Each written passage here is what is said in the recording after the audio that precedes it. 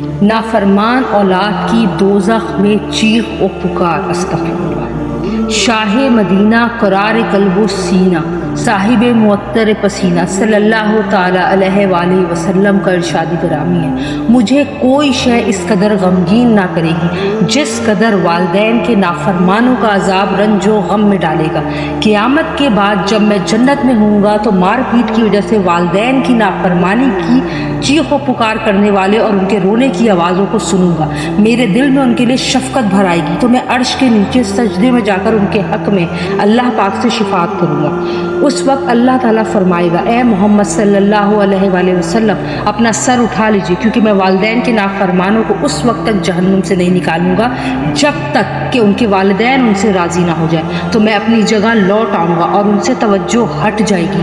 उसके बाद दोबारा आकर उनकी चीखों पुकार सुनूंगा तो फिर अर्श के नीचे सजदा करूँगा। अल्लाह ताला फरमाएगा, ए मोहम्मद सल्लल्लाहु अलैहि वसल्लम अपना सर ऊपर उठा लीजिए। ए मेरे महबूब, आपने जब भी मांगा मैंने अता किया, मगर वालिदैन के नाफरमानों को जहन्नुम से नहीं निकाला जाएगा जब तक कि उनके वालिदैन उनसे राज़ी ना हो जाए। मैं दोबारा अपनी जगह लौट जाऊंगा और मुझे भुला दिए जाएंगे ये सारी बातें। मैं एक मरतबा फिर उस तरफ आऊँगा तो उनका सख्त गरियाँ और रोना सुन के अल्लाह की बारगाह में अर्ज़ करूँगा, ए मेरे पाक परवरदिगार, जहन्नुम के निगरां फरिश्ते मालिक अलैहिस्सलाम को हुक्म फरमा कि वो उनके तबके का दरवाज़ा खोलें ताकि मैं उनका अजाब देख सकूँ, क्योंकि मैं उनकी बहुत ज़्यादा चीखों पुकार सुनता हूँ। तो अल्लाह रब्बुल इज़्ज़त फरमाएगा, मैं मालिक को इसका हुक्म दे चुका हूँ। आप सल्लल्लाहु अलैहि वसल्लम इरशाद फरमाते हैं, मैं उसी वक्त मालिक अलैहिस्सलाम के पास जाऊँगा तो वो मेरे लिए दरवाजे को खोल देंगे।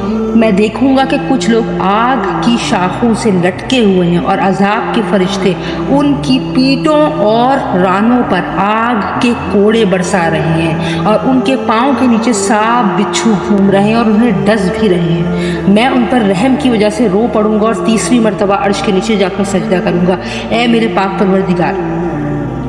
अल्लाह फरमाएगा, ये नाफरमान वालिदैन की रज़ामंदी के बगैर जहन्नुम से नहीं निकल सकते, आप दुआ ना करें। तो मैं अर्ज़ करूँगा, ए मेरे रब, इनके वालिदैन कहाँ हैं? अल्लाह रब्बुल इज़्ज़त फरमाएगा, वो जन्नत में अपने ठिकानों में हैं। उनमें से बाज़ मकाम एराफ, जन्नत और जहन्नुम के दरमियान एक मकाम है, वहाँ होंगे। बाज़ जन्नतुल मावा में और बाज़ दूसरे जगहों में है।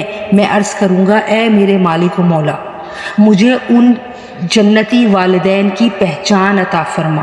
तो अल्लाह रब्बुल इज़्ज़त उनकी पहचान मोहम्मद सल्लल्लाहु अलैहि वसल्लम को अता फरमाएंगे।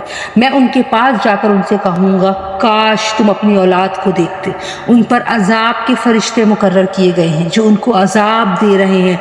मुझे उनके रोने और चीखने ने इंतहाई गम में मुब्तला कर दिया है।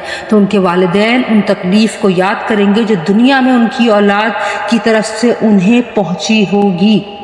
एक माँ कहेगी, या अल्लाह के रसूल सल्लल्लाहु अलैहि वसल्लम, आप उसको अजाब में ही रहने दें, क्योंकि उसने मेरी तौहीन की, मुझे गाली दी, मेरा दिल दुखाया और उसके पास माल और दौलत की कमी ना थी, मगर मैं रात को भूखी रहती, भूख से गुजारती अपनी रात। मेरे पास तन ढांपने के भी कपड़े ना थे और उसकी बीवी उम्दा और महंगे कपड़े पहनती थी। एक बाप अर्ज़ करेगा, आप उसे अजाब में ही रहने दें या अल्लाह के रसूल, क्योंकि मैं जब कभी उसको अच्छी बात की तलकीन करता था तो वो मुझे मारता था और मुझे अपने घर से निकाल देता था और ये उसका मामूल था, यानी वो ऐसा करता रहता था। अलगर्ज दुनिया में जो भी कुछ उनके ऊपर गुजरा, उनके दिलों में उसकी रंजिश बाकी होगी।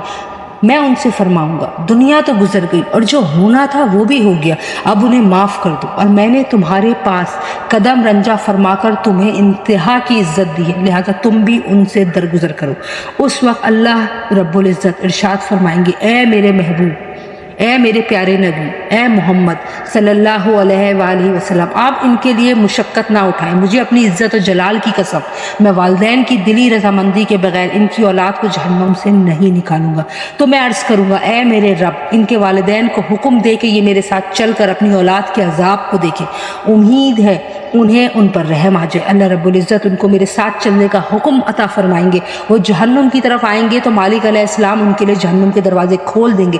जब वो अपनी औलाद और उनके अजाब को देखेंगे तो रोना शुरू कर देंगे और कहेंगे, ए मेरे रब, तेरी इज़्ज़त और अज़मत की कसम, हमें मालूम ना था कि उन्हें इस कदर सख्त अजाब हो रहा है। वालिदैन में से हर एक अपनी औलाद के लिए चीखो पुकार करेगा और जब उनकी औलाद अपने माँ बाप के रोने की आवाज़ सुनेगी तो उनमें से हो ان میں سے ہر کوئی اپنی ماں سے کہے گا اے میری ماں، آگ نے میرے جگر کو جلا کر راکھ کر دیا اور عذاب نے مجھے ہلاک کر دیا ہے۔ اے میری ماں، تو کبھی یہ برداشت نہیں کرتی تھی کہ میں دھوپ یا اس کی تپش میں ایک گھڑی بھی بیٹھوں یا مجھے کانٹا چبھ جائے۔ اے میری ماں، آج تو نے کیسے میرے عذاب کو سن کر اس پر صبر کر لیا؟